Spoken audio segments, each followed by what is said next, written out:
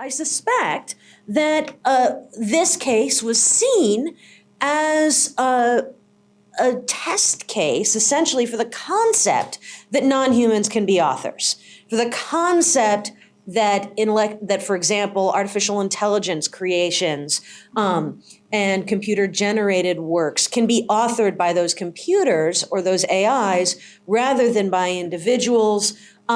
This would be, I think, a pretty significant change for some licensing practices in the entertainment industry.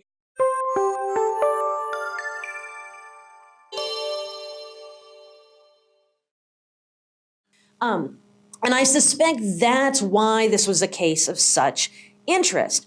This case didn't really foreclose the possibility of non-human authors, but it did pretty much foreclose the possibility of non-human plaintiffs, which means that it kind of also forecloses the possibility of non-human authors.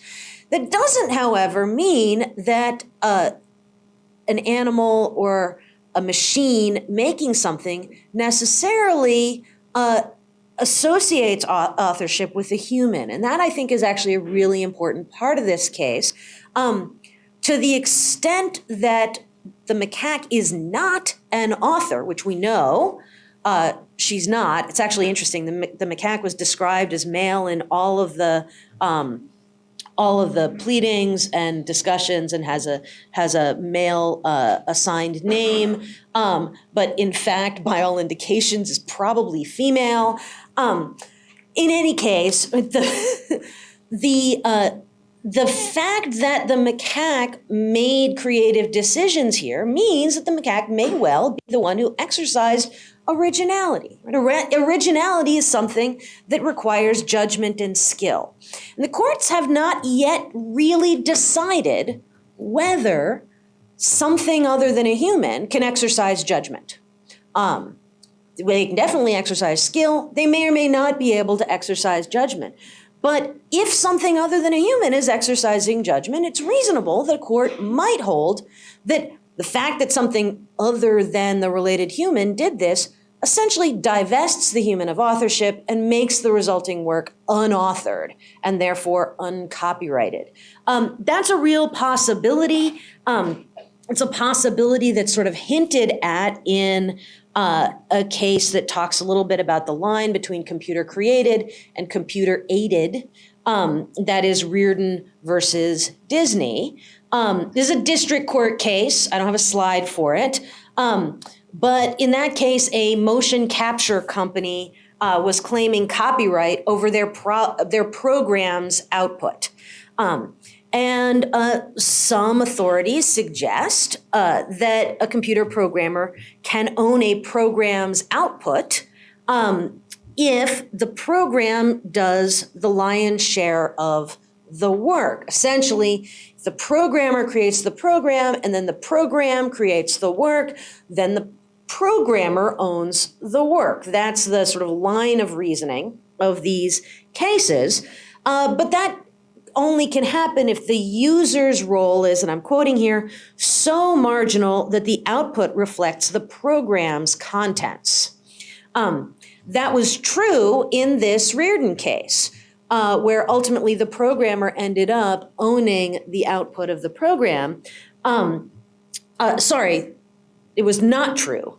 It was not true because the user here actually put in significant input. This was motion capture, and so it was capturing user activity. And so the program really depended on capturing actor input. As a result, if there was an owner, it was the actor or the person who told the actor what to do, the mastermind behind that acting. So, okay, right? I think that's why this case is happening, right? We're exploring the idea of when the participation of non-humans in creation results in copyright or not copyright, and to whom it results. Look for more on that in future years, as macaques may or may not get more creative, but computers certainly will. So we'll see what happens there.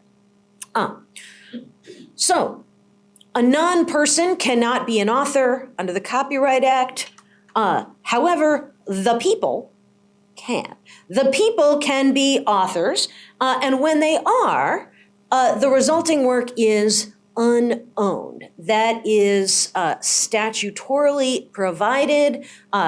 Government works are not copyrightable.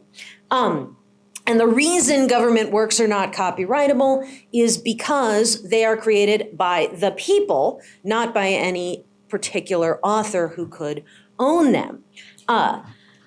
There has, for a long time, and still to this day, been a sort of weird loophole in which it's not that the US government can't own copyrights, they can, but they have to acquire them from an author. They can't themselves be an author. The result of that means that there are circumstances where a government might assert copyright on the basis that it acquired that copyright from someone else rather than creating the work. And the tensions of that situation came up in a couple of cases.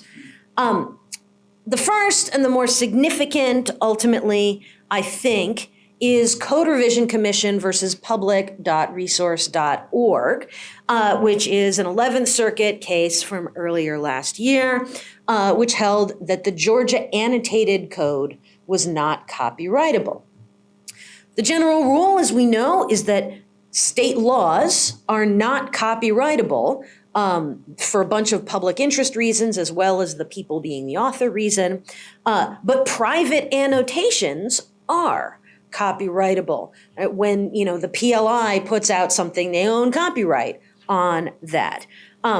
These annotations were right in the middle of were they government works or were they private annotations? And that was what the court had to explore. They were originally prepared by Matthew Bender under an agreement with Georgia. Lexis maintains the annotations, has exclusive publishing rights to them. And the Code Revision Commission supervises Lexis. And it's that last bit that ended up being very important in this case's holding that the annotations here were not copyrightable. The focus was on whether the people were the author because the Georgia Code Revision Commission essentially supervised and directed and had veto power over what Lexis could do.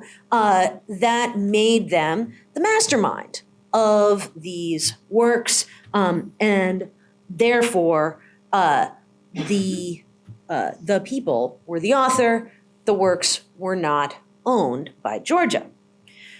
We can compare this with a different public.resource.org case that also came out last year that I think articulates the distinction between these things.